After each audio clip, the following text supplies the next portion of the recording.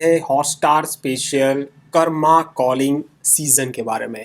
एक ऐसे सीजन जो जनवरी 26 को रिलीज हुई थी और ये सीरीज आपको देखनी चाहिए कि नहीं देखनी चाहिए, क्योंकि ये सीरीज के अंदर, ये सीजन के अंदर रवीना टंडन, नम्रता सेठ और वरुण सूद जैसे कलाकार आपको देखने को मिलने वाले हैं। IMDb रेटिंग की मैं बात करूँ तो 5.9 है। और यहाँ पे मैं पूरा हॉटस्टार के ऊपर ये जो सीरीज है गाइज, उसकी सीजन 1 के टोटल 7 एपिसोड है। 7 to 7 एपिसोड मैंने देख लिए हैं। और मैं आपको ये जो सीरीज है, ठीक है, उसमें टाइम वेस्ट करना चाहिए कि नहीं करना चाहिए, या फिर ये सीजन में आप एंटरटेन होगे कि नहीं होगे, वो सारी चीज़ों के बारे में हम बात करने वाले हैं। ठीक है, देखो ये हॉटस्टार की नई सीरीज़ है। और यहाँ पे IMDb रेटिंग भी मैंने आपको बता दी। इस हिसाब से, जिस तरह से IMDb रेटिंग का जो यहाँ पे सीन है ना, उस हिसाब से ये जो सीरीज़ है ना, जो रवीना टंडन उसमें कैरेक्टर, मेन कैरेक्टर प्ले कर रही है, और यहाँ पे जो हीरोइन है, ठीक है, अदर, ठीक है, रवीना टंडन के अलावा, ठीक है, वो मुझे पर्सनली अच्छी नहीं लगी।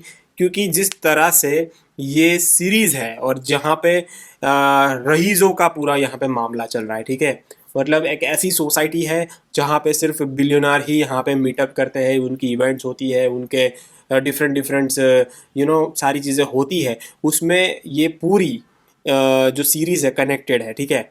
और ये एक बॉम्बे के थोड़े दूर अलीबाग करके एक पूरा यहाँ पे उन्होंने एक उनका सोसाइटी ही बनाया हुआ है, जिसके अंदर सारे जो अमीर लोग होते हैं वो कहीं ना कहीं सारी चीज़ें करते रहते हैं, ठीक है। और उसमें से ये पूरा जो ये जो मतलब सीरीज़ की मैं बात करूँ तो एक रिवेंज के लिए है, ठीक है। ये ड्रामा और थ्रिलर की यहाँ पे ये जो टैगलाइन है कि भाई ये, हाँ, ड्रामा काफ़ी ज़्यादा है और थ्रिलर की मैं बात करूँ तो यहाँ पे थोड़ा बहुत आपको फील होगा।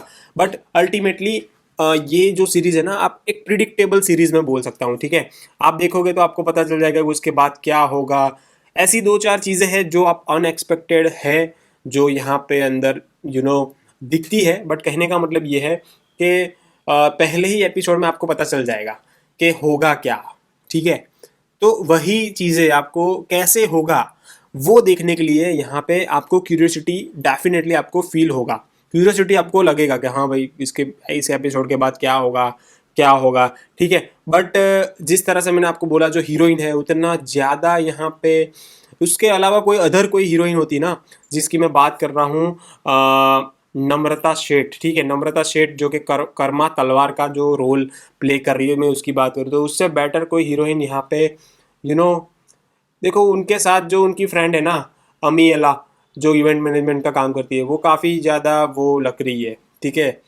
मतलब वो जब आती है ना तो हीरोइन से ज़्यादा लोग उनको देखने वाले हैं, ऐसा सीन हो गया था, राइट। तो कहने का मतलब ये है कि कर्मा तलवार सारी जो इंद्रानी कोठारी, जो कि रईस, बहुत ही अमीर यहाँ पे पूरे कोठारी फैमिली यहाँ पे पोर्ट्रे होता है। और दूसरी चीज़ ये कर्मा तलवार उनका रिवेंज ले रही है, उनके फादर के साथ कहीं ना कहीं कुछ किया है गलत चीज़ें। तो वही पूरी आपको सीरीज़ के अंदर वही देखने को मिलेगा कि 1 by 1 वो कैसे लोगों का रिवेंज लेती है। That's it's guys. देखो, आपको रिवेंज और थोड़ी ऐसी चीज़ें देखने में मज़ा आता है तो आप देख सकते हो। बाकी मुझे पर्सनली ये सीरीज़ के अंदर ऐसा कोई मज़ा तो नहीं आया, ठीक है।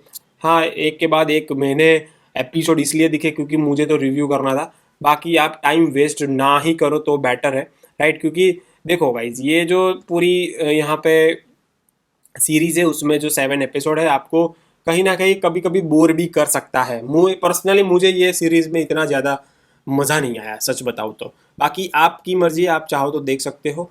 बाकी टाइम वेस्ट होने का पूरा चांसेस है। Thank you so much.